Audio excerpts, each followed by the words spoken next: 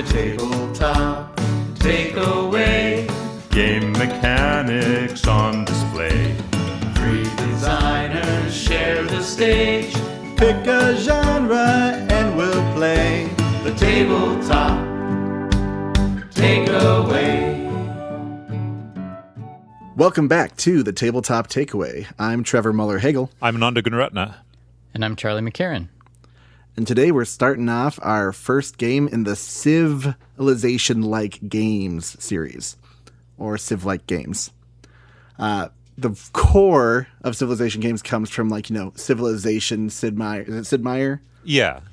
Yeah. That has been like a computer game version as well for many years, many implementations. Although I think actually that one was based on a board game, if I'm not misremembering. So it's like, yeah. And then they made a board game of the video game, and I think it's going around in circles. And the difficulty with a lot of Civilization-style games is that they take a long time because you want to go through the ages, which brings me to our first game, Through the Ages. Sorry, I did not actually set myself up for that, but I'm pretty proud of it. So Through the Ages is predominantly just a card game where you have a tableau that you're building up your civilization over time. There's kind of a draft track of these different cards. You have different scaling of how many actions it takes to take these cards, depending on where it is in the track. As cards are removed, they all slide to the left, kind of the conveyor belt style. And as they get to the left, they become cheaper and cheaper. Ultimately, there's several types of cards. You have your starting production buildings. Those can create food or materials. Then you have your urban buildings, which can create science and culture and happiness for your civilization. And then you have your kind of government, which tells you how many civic actions you have and how many military actions you have, and then how kind of robust your urban areas can be with kind of a building count. So those are kind of your core cards. And then you also have warriors or fighters, military cards. So that's what you kind of start with. You move immediately into getting a leader for your civilization.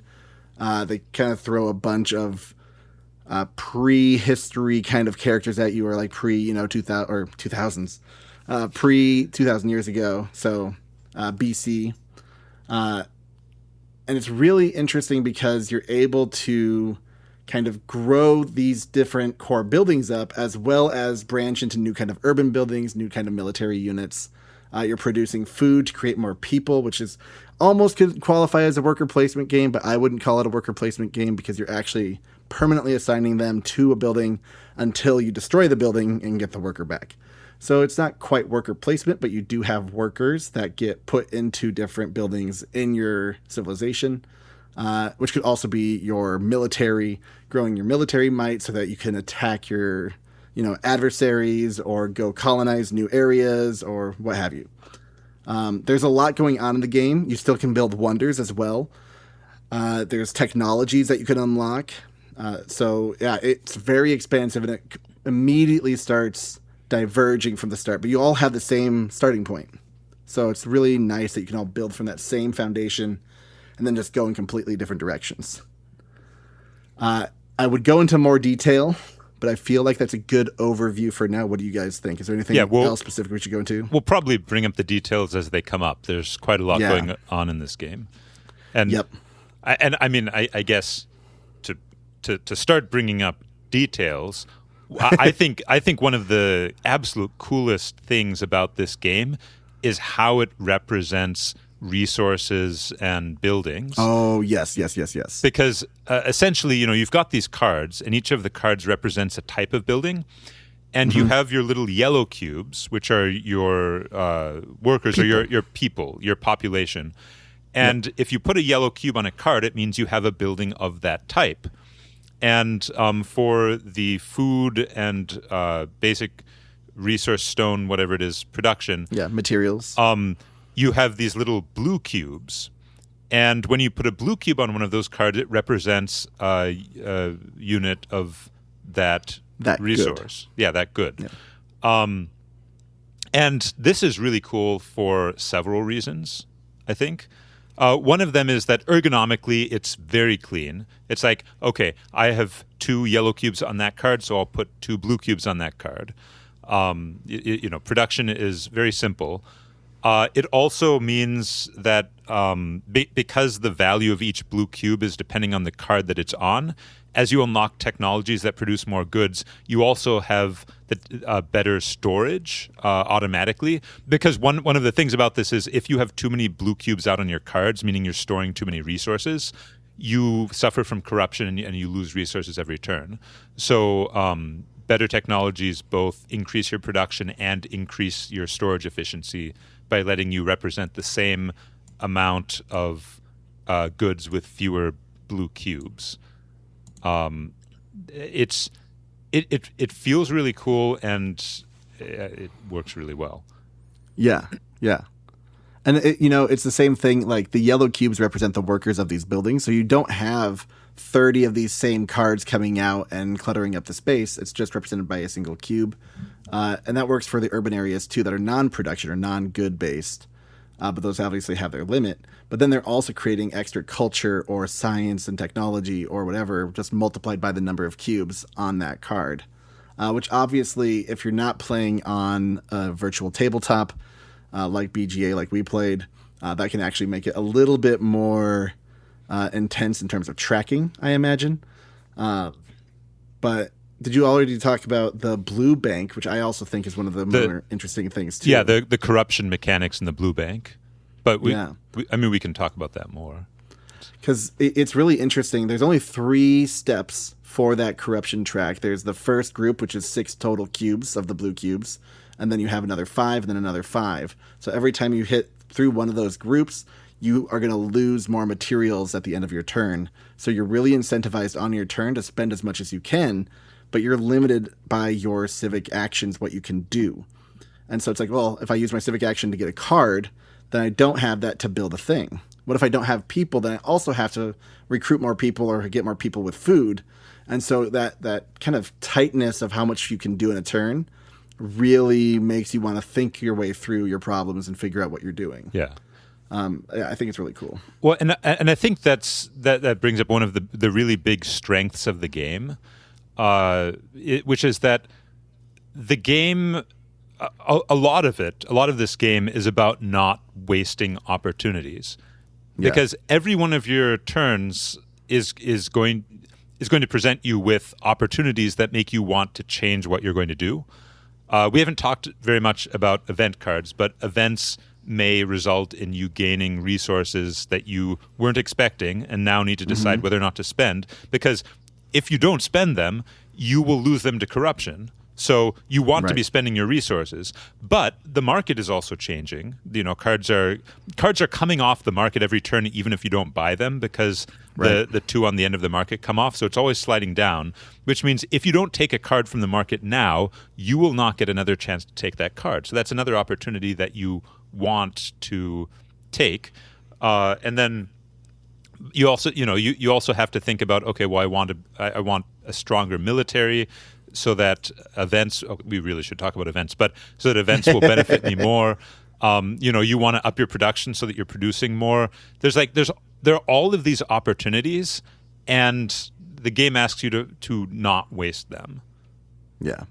And I think that's really good.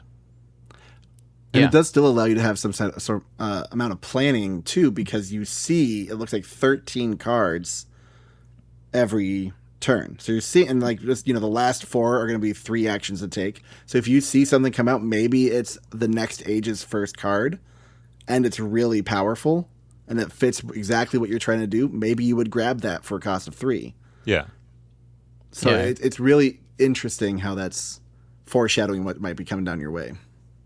Yeah, I was going to say this market of cards, I think, is very cool because it is all card types almost that you get to see.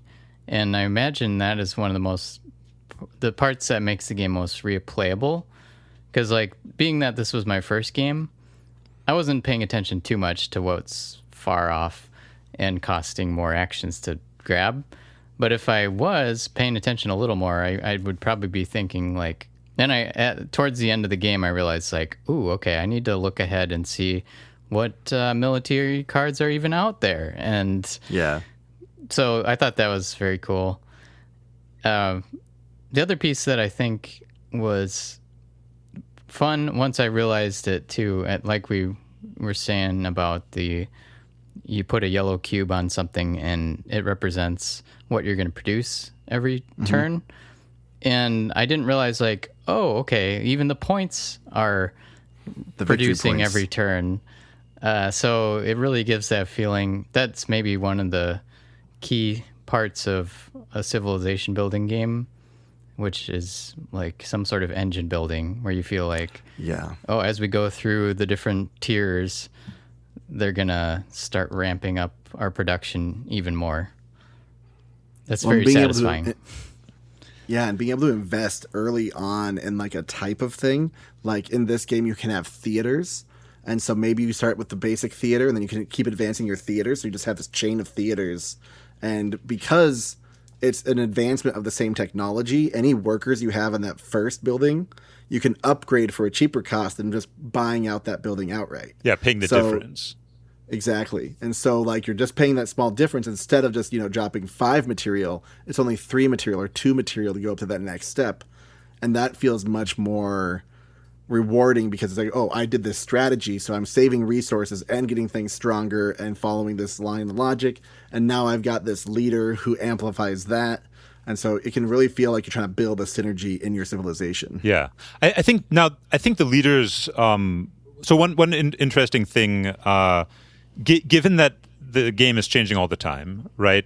And so there's all sorts of new opportunities. I think one thing the leaders do that's very important is they do let you aim for a particular strategy, because in general the leaders will reward you by focusing on something.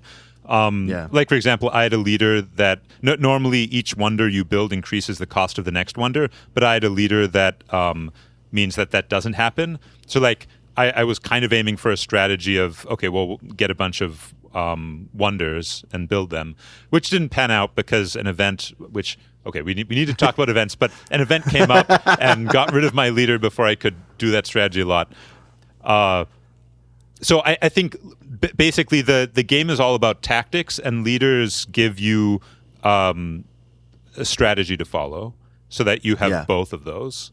And you have to balance what's optimal for your strategy based on your leader with all of the opportunities that are coming up that you really want to take advantage of.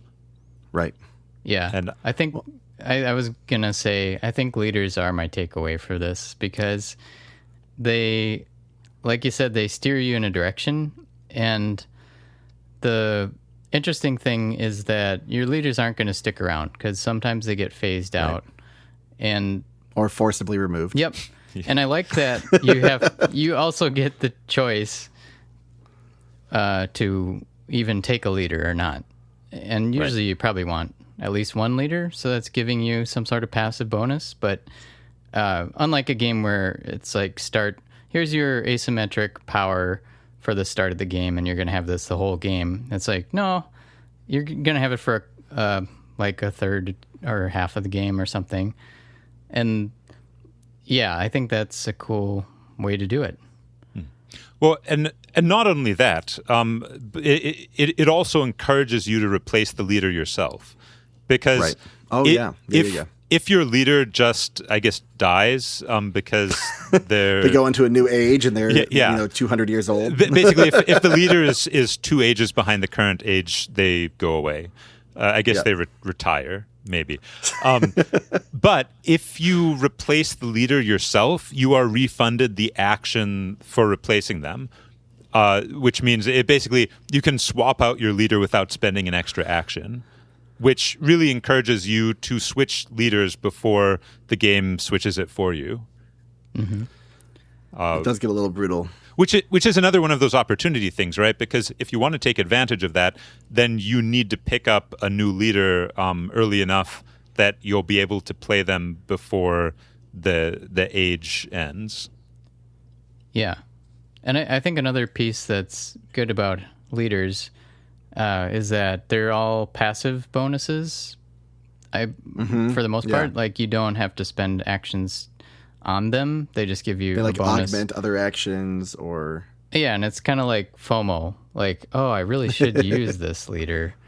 So I don't want to... I get this free thing I'm just not using. Yeah. Yeah. And it cuts down your decision space on what otherwise is like tons of options in the game. It's like, well, I guess I'm using JS Bach to... I should get a theater. JS Bach. Yeah. Well, yeah, every unsolicited resource is a goal. Oh, yeah. So maybe we talk about events. Yes, let's talk about events because events are super cool in this game. Basically how Or it works. political actions. Well, yes. So political actions allow you to play event cards, and they let you play other things too, like pacts and wars and aggressions and so forth. But event cards, there's a deck of 5 current events, and another deck, or maybe a stack of 5 future events. And as your political action, you can play an event from your hand to the future events, which nobody else sees. Only you know what's coming up. And these event cards can affect everyone, or often they will affect a player who meets a certain criterion, as like, you know, the player who has the biggest military gets to steal stuff from the player who has the smallest military, or The person with the most victory points gets victory points. yeah, exactly. And but the thing is, so you put an event on the future deck, and then you reveal an event from the current deck, and this is really cool for a number of reasons. First of all, one of the common problems with event decks, I think, is they can feel very arbitrary. Because you're just drawing cards and then, oh, okay, it randomly hurt me or it randomly helped me. In this system, the events are not arbitrary. Players have put them into the deck specifically because the players thought that they would benefit from them. But there's a delay, right? So like you put the card into the deck, but it doesn't come up until the current events are exhausted, which means by the point in time when the event comes up, you might no longer be the one to benefit most from it. Although you know it's coming, so you probably want to build towards benefiting from it. So it does a really good job of foreshadowing in a way that makes these somewhat arbitrary events feel completely fair because somebody intentionally put them in there. And it also encourages you to draw the cards because in order to let's say you want to get to an event that you played, you really want it to come up, well, you're going to need to put other events into the future events deck, and they may or may not be events that you are excited about playing. And similarly, if there's an event that you really want to put in the future events deck, well, you're going to have to activate a current event, which might be something that somebody else is interested in. So, because those two things are tied together, like scheduling an event for the future and activating a previously scheduled event, players will often do this in ways that do not strictly benefit them and may benefit other players. And I feel like that creates both chaos and also interaction, like when you activate somebody's event because you need to play one. Right, yeah. And I mean, I played a card that I knew for sure would not impact me ever and would definitely impact the other two. And it did. So, and it did in a very negative way, which was great. But yeah, it's really interesting how you don't know when it's going to come up. And then what you actually get played on that turn is something completely random that you had no idea might even have been in there. And so, yeah, having that kind of delay is really, really interesting. Also, it's tied to like military actions or cards that you draw. And so when you're looking at you have civic cards and military cards. Military cards you draw from the deck face down that your opponents don't see, where the civic cards you actually take from the draft conveyor, and they will see that, and that always remains knowable to them. Yeah. And so it's really interesting seeing that kind of difference between the military cards and the civic cards. And then even like how some of these military cards are actually like maybe a bonus to defense or colonization or tactics that you can use in order to like make your specific army better for a moment until everyone learns that tactic, and then they can also use it in the future. It's just really interesting how it all kind of starts working together, and how when you introduce something, everyone else can learn from that same thing you've introduced. Which I kind of wish technology worked a little bit more like that too, because that's very true how that works as well. But that would be convoluted, so I get that. Sorry, that technology works like it how? That if you like play a technology in front of you, that somehow other people could learn that technology. Right.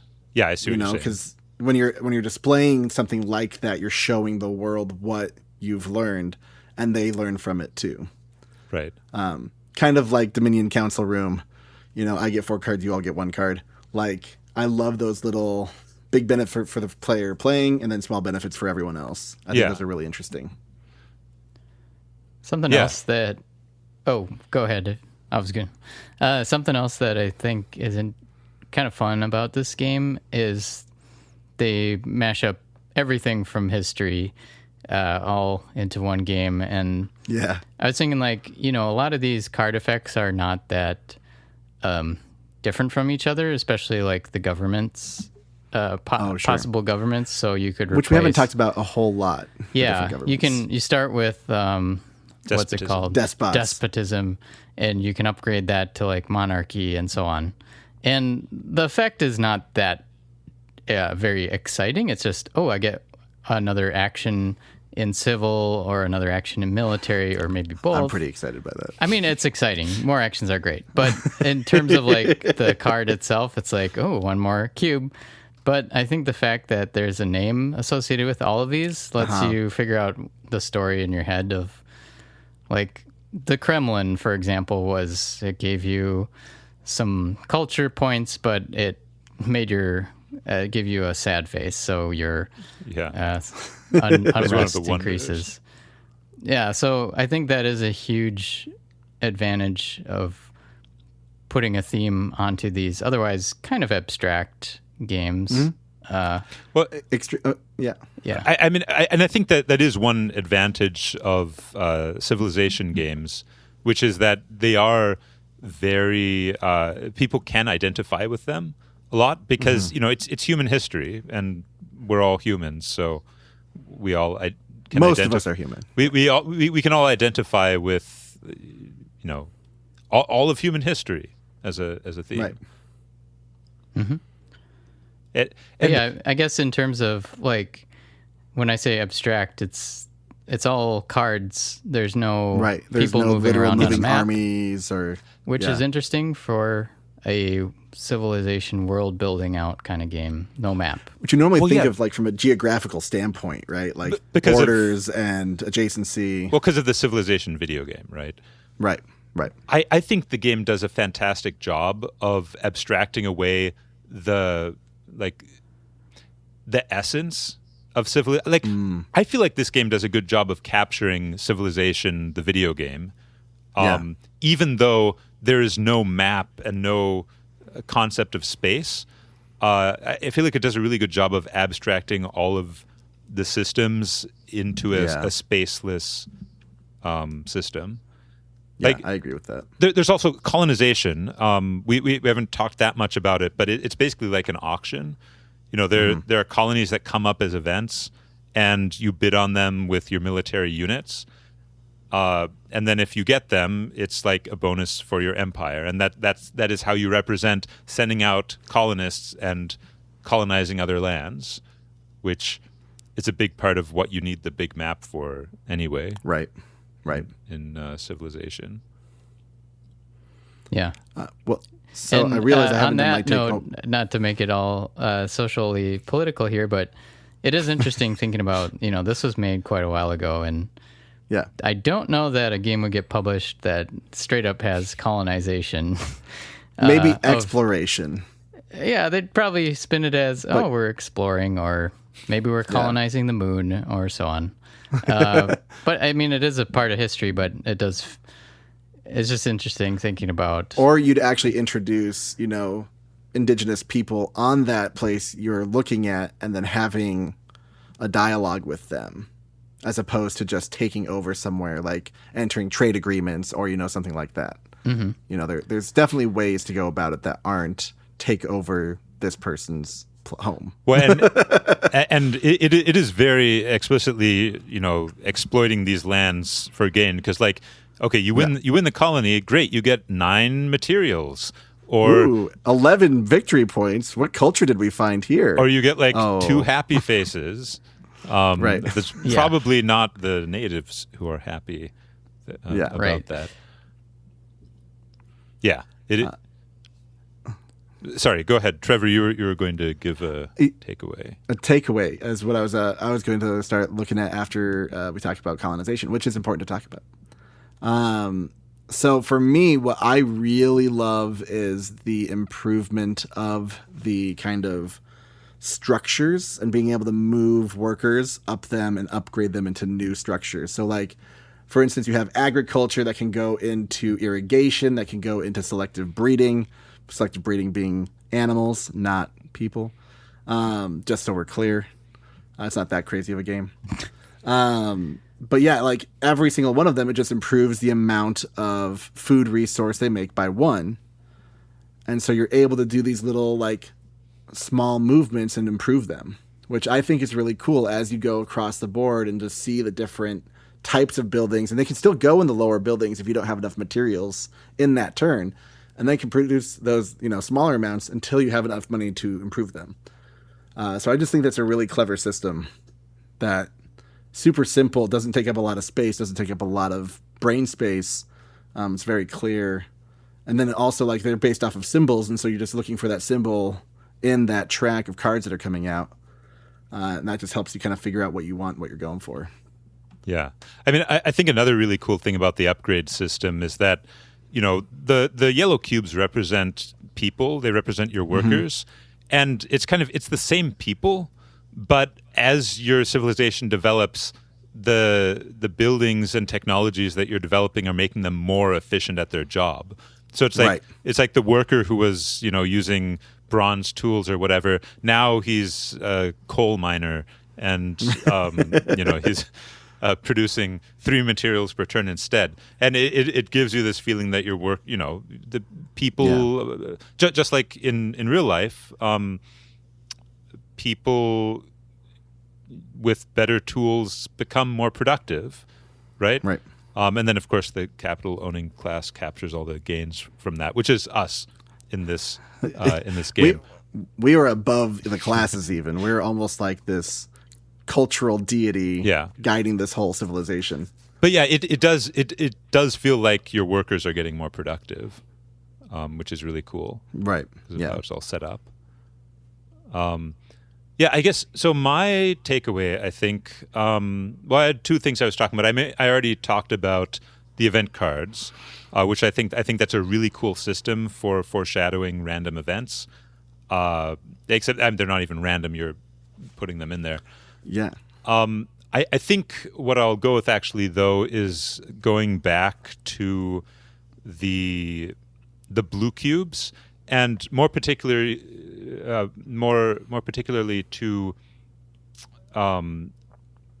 making change as a mechanic, because in this game, when you have multiple levels of technology, like let's say you have a building that produces 1 food, a building that produces 2 food, and a building that produces 5 food, right? And you want to spend 7 food. And you have like 10 food. So 10 food is representable as 2 cubes worth 5 that are 2 blue cubes sitting on the 5 food thing. And you can make change by putting 1 on the 2 and 1 on the 1. And now those 2 cubes represent 3 food. But if you didn't have that 2, to make the change, you would need 3 blue cubes, right? You'd need 3 cubes on the 1. So having these intermediate technologies isn't actually a complete waste, because they're still increasing your storage efficiency, because they allow you to make change in certain ways. And I guess more generally, I think having restrictions on your ability to make change for higher denominations is kind of a cool mechanic to have in a game, especially when you can like upgrade your technology somehow to have access to more denominations. Because normally the way that it works is you can just freely exchange denominations of whatever the resource is. Right. Like, you know, you have a chip worth 10 and a chip worth 5 and some chips worth 1, and just do whatever you want.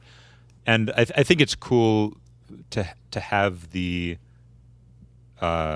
denominations available to you be significant, and the number of tokens that you're using to represent the value be important. So I think that's my takeaway. Making change as a core game mechanic. Yeah. Well, cool. Anything else on Through the Ages? Or? I want to play it again. And so just a heads up for everyone now that we're at the end of the episode. We played on BGA and we played with some settings on, so we didn't get to play with the full version. Some settings accidentally on. Accidentally on. We didn't So get to if you're playing on H3. BGA, fair Check 'em. warning that the default setting is to not play the full game. Because it is, I don't know, maybe because it's quite a long game already. That's It maybe is. what they It was did. pretty lengthy. We It's a missed very out on the thought-intensive war. game. Yeah, we missed out on the war Yeah. stuff like aggression and wars and pacts. Yeah. But those are cool too. Yeah. Yeah, so I definitely want to play again now with those settings back on and just kind of play it and see what it's like again, because it's a really interesting game. It would be hard to play the physical copy. I'd be curious if they did try to improve some of those kind of component situations in the future. If they do like a reprint of it, if they do a redo of it at some point. I saw them doing that at one point, but maybe I'm imagining that. But that would just be really cool to see what else you can do to just make that a little bit more tighter in terms of how cubes are used, maybe. I don't know how you do it, but it'd be cool. Yeah. All right. Well, tune in next week for our next civilization building game. Hey, thanks for listening to The Tabletop Takeaway. This podcast is made possible by listeners like you. So please tell your friends and visit our website at thetabletoptakeaway.com, where you can suggest games and mechanics for us to cover next on the show.